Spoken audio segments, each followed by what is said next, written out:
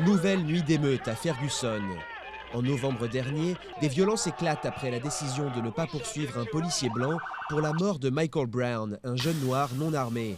4 mois plus tard, la petite ville est de nouveau sous le choc après de récents tirs contre des policiers. Suzanne a ouvert son magasin peu de temps avant la mort de l'adolescent.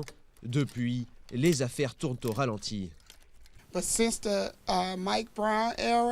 Depuis la mort de Mike Brown, le commerce s'est presque totalement arrêté.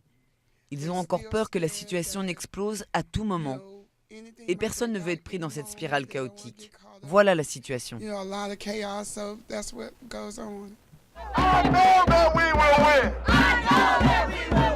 Depuis la mort de Brown, les manifestants se rassemblent tous les soirs devant le poste de police de la ville.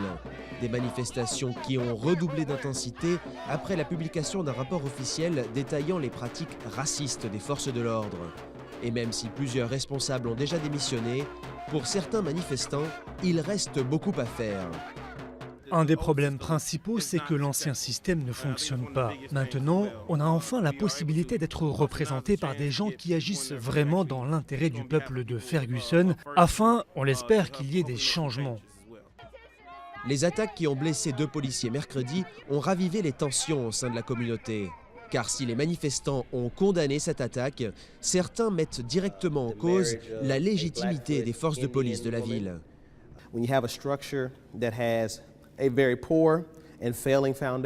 Face à une structure dont les bases sont défaillantes et qui s'effrite de l'intérieur, il vaut mieux ne pas construire par-dessus, car il n'y a aucune chance que cela perdure.